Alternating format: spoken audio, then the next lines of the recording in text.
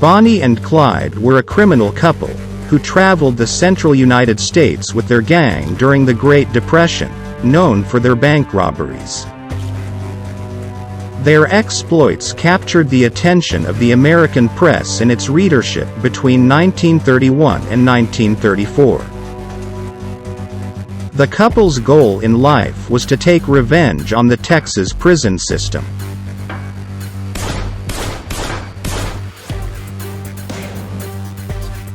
Bonnie Elizabeth Parker was born in 1910 in Rowena, Texas. In her second year in high school, Bonnie met Roy Thornton. The couple married in 1926, 6 days before her 16th birthday.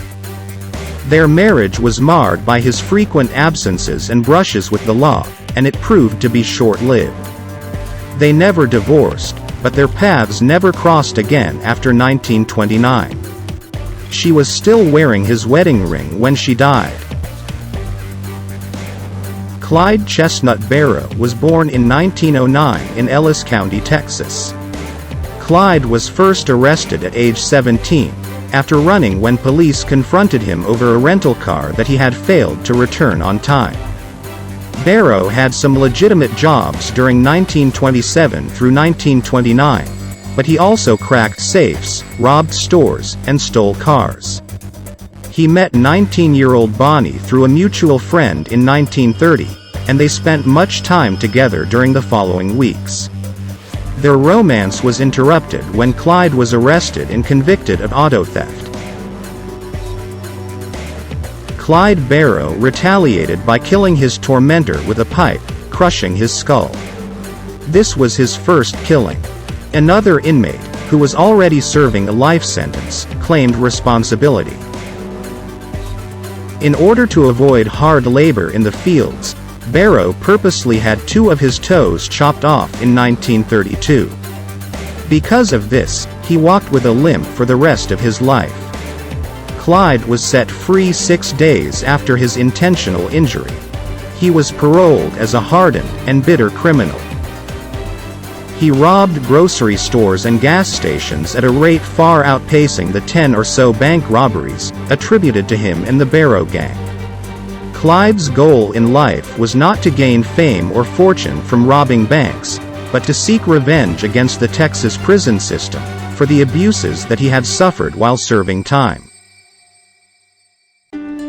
Bonnie joined Clyde because she had fallen in love with him. She remained his loyal companion as they carried out their many crimes and awaited the violent death that they viewed as inevitable.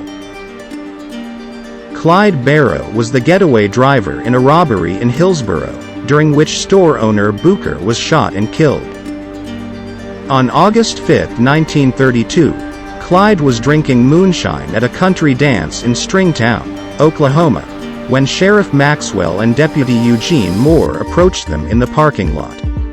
Clyde opened fire, killing Moore and gravely wounding Maxwell. Moore was the first law officer whom Barrow and his gang killed.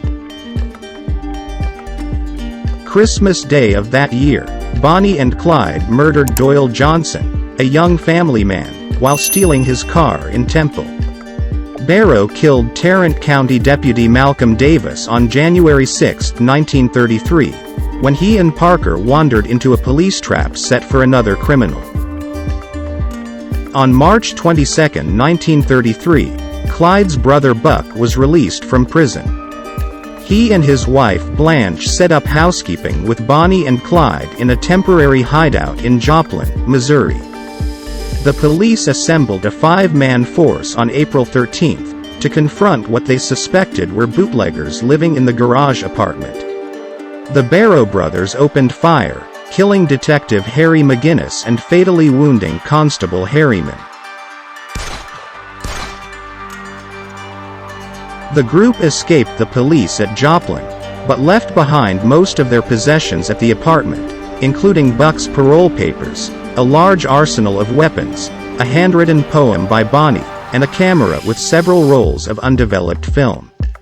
Police developed the film at the Joplin Globe and found many photos of Bonnie and Clyde posing and pointing weapons at one another. The gang of criminals became front-page news throughout America as the Barrow Gang. In May, they robbed the bank in Okabena, Minnesota. They kidnapped Dillard Darby and Sophia Stone at Ruston, Louisiana in the course of stealing Darby's car. They usually released their hostages far from home, sometimes with money to help them return home. With their new notoriety, the gang's daily lives became more difficult as they tried to evade discovery. Restaurants and motels became less secure. They resorted to campfire cooking and bathing in cold streams.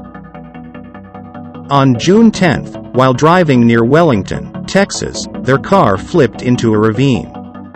Bonnie sustained third-degree burns to her right leg. She could hardly walk. Buck bungled a robbery and murdered Town Marshal Henry Humphrey in Alma, Arkansas. The criminals had to flee, despite Bonnie's grave condition. In July 1933, the gang checked into the Red Crown Tourist Court south of Platte City, Missouri. Clyde went into town to purchase bandages and atropine sulfate to treat Parker's leg.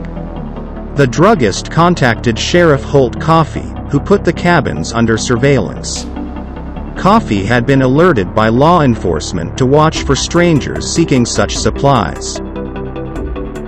Sheriff Coffey led a group of officers toward the cabins at 11 p.m., armed with Thompson submachine guns.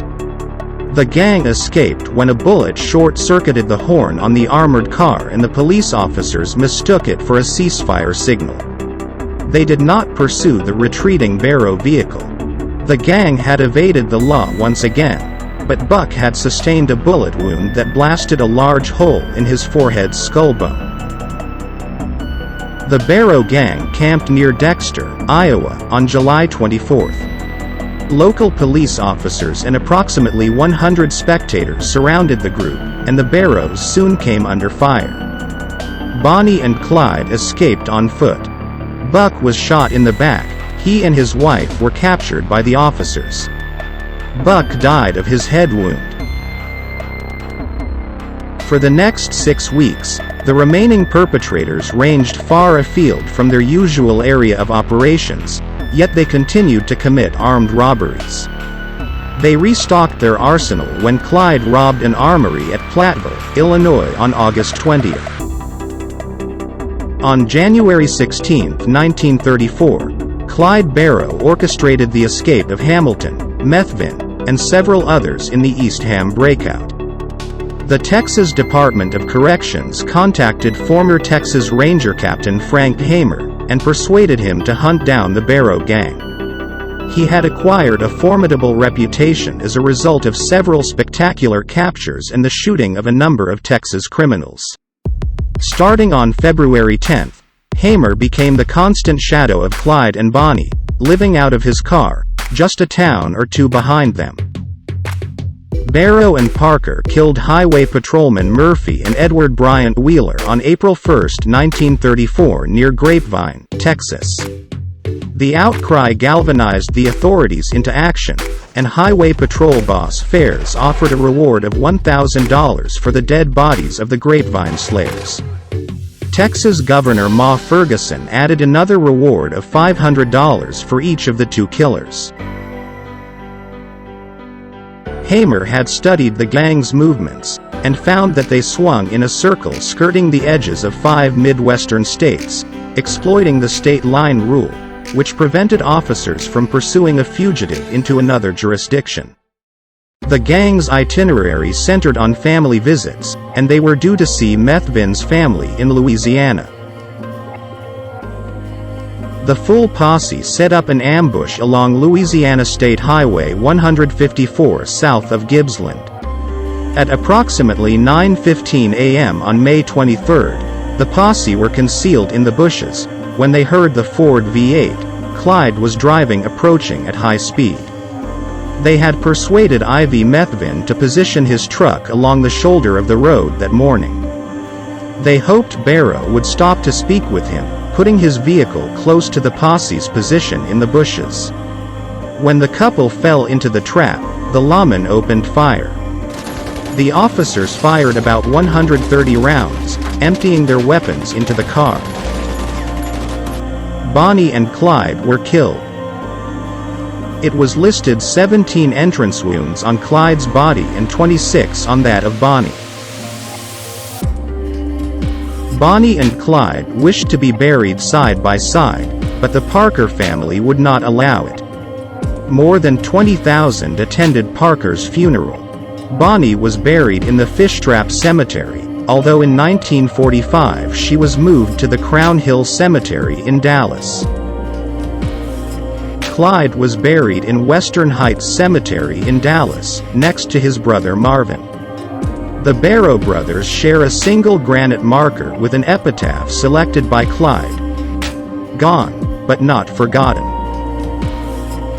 The bullet-riddled Ford and the shirt that Clyde was wearing have been in the casino of Whiskey Pete's in Primm, Nevada since 2011. Bonnie wrote poems such as The Trail's End, known as the story of Bonnie and Clyde. The 2019 Netflix movie The Highwayman depicted the law's pursuit of Bonnie and Clyde. Someday they'll go down together. They'll bury them side by side. To few it'll be grief, to the law relief. But it's death. For Bonnie and Clyde.